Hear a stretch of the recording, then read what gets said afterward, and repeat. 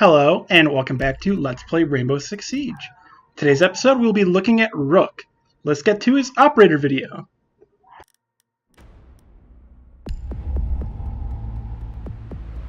I trust that the ceramic trauma plate I'm wearing will stop a .357 Magnum round traveling at 490 meters per second. I trust myself not to move, not to flinch. I trust my teammates.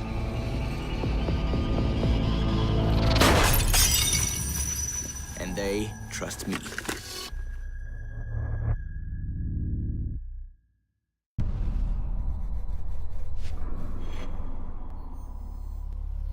We need to protect the biohazard. So, Rook is a 3-armor, 1-speed operator. He is a member of the French GIGN. He's a defender. He's from Tours, France. He was born January 6th, 1990. His name is Julian Nizan, and he's a pretty big, beefy boy. Rook is considered one of the staples of Rainbow Six Siege. He's one of the most played defenders in the game. A part of that is his special ability, which is to set down plates of armor that your teammates and you can then wear. Now, Rook on his own doesn't have an active special ability that's useful at all times. What instead it is a passive ability for your entire team that allows them to take more damage, always go into the down but not out state if they're shot in the head, or shot anywhere but the head. It also lets them wait to bleed out longer. You last longer before you fully bleed out. It pairs well with other operators that have abilities like Doc, who can get back up from a down but not out state. Having Doc and Rook on the same team is often quite a powerful pair. Rook is also one of the defenders that can have an ACOG sight on his guns, which makes him very useful for holding long sight lines. Now, Rook is mostly used as an anchor. In Rainbow Six Siege's defenders, there are typically roamers or anchors. A roamer roams about trying to get kills and get flanks on enemies. An anchor stays and plays objective and defensive. The anchor helps against rushes. The roamer helps against slow pushes. And that was just someone leaving the game because they were AFK, and that's why we won.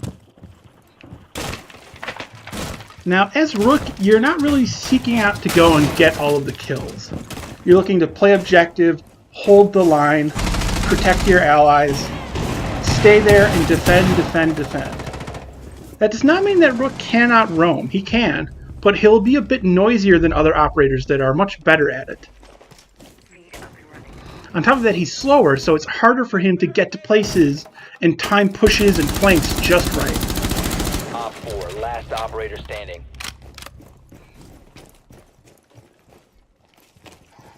Rook's weapons are pretty powerful, especially for submachine guns. Also excellent for headshots. They have high recoil, but it's not the worst to learn how to deal with. The P90 is a bit ridiculous, though. I'm not really a fan of the P90 at all. I just think it has a really great fire rate, so it's good for going for body shots into headshots with using the recoil to position your shot. But other than that, I feel like it does less damage. Op 4, last op standing. So right there, I was concussed, and when you're concussed and moving about, your aim falters. But if you sit still, it gets better. Rook can come with a deployable shield or impact grenades. I'm fond of using the deployable shield, but impact grenades can be more useful if you're planning on flanking more or roaming with Rook. The shield allows you to create shorter and smaller, tighter angles for dealing with enemies. Here I'm also going to show off a bit of pre-firing. It's not the best example, but pre-firing is when you start firing before you see the enemy. It's so that your fire rate will make up for any latency, any angle disadvantages, or any sort of aiming strength the enemy has. It gives you more of the advantage in the exchange. Some people don't really like pre-firing. but it's kind of a staple of Siege. You have to learn how to do it to play the game well. Like right there, I did not even see that person until after I had already shot them.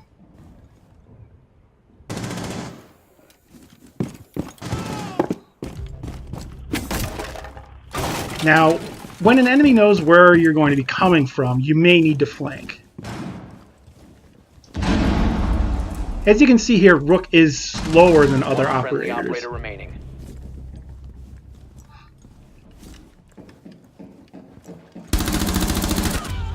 Op 4 eliminated. Mission successful. But you can still sneak up on people.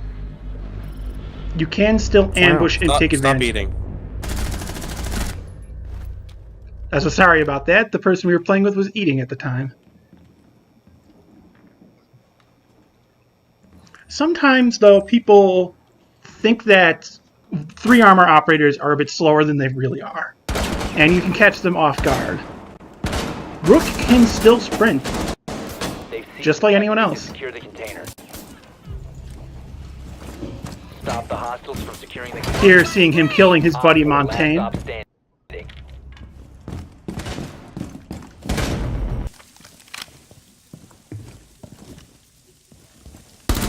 Op 4, last operator standing.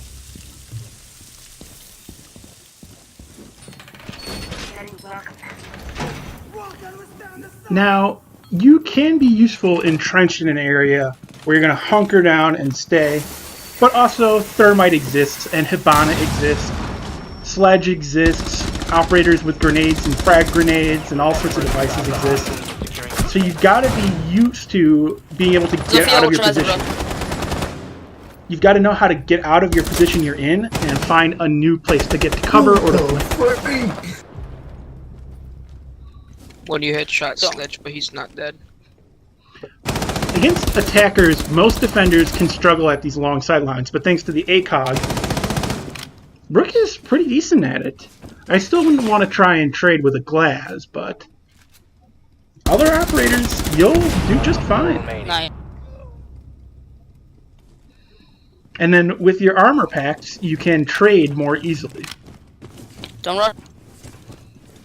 This is also what some would call a dirty angle. It's somewhere that enemies just won't be able to see you easily at all.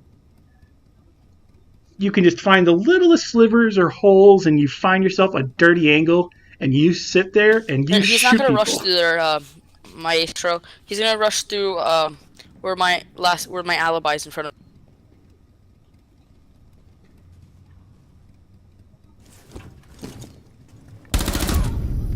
Friendly's Nice. victorious. Hostiles eliminated. And I didn't even need the dirty angle in the end.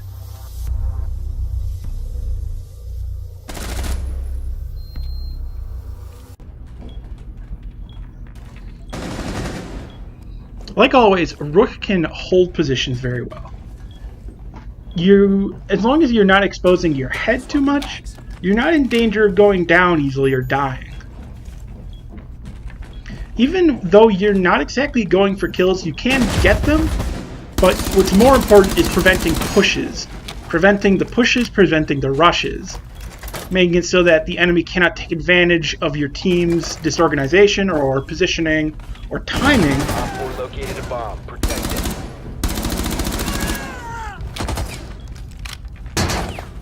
And instead just playing objective. Op 4, last operator standing.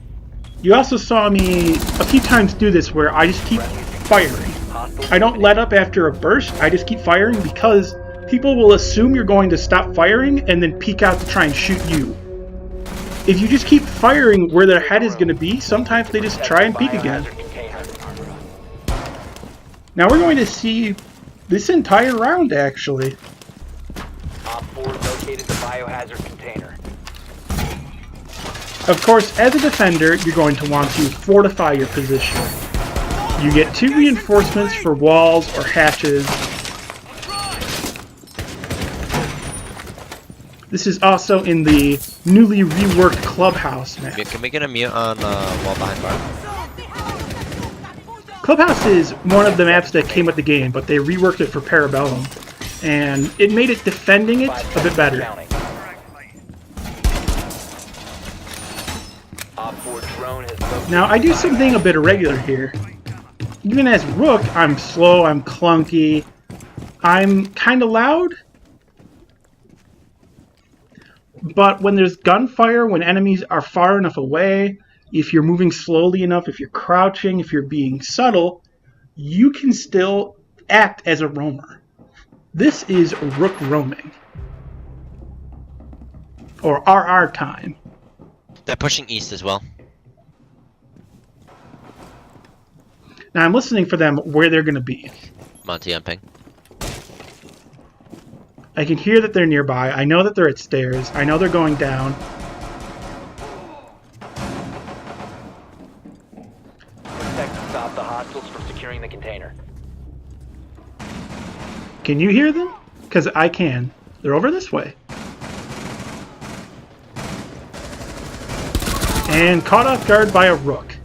When a Rook is roaming, he's slower. It's easier to get a peeker's advantage against him. The peeker's advantage is the difference in latency between you and your enemy, and the person peeking first getting the shot off because of the latency. Objective.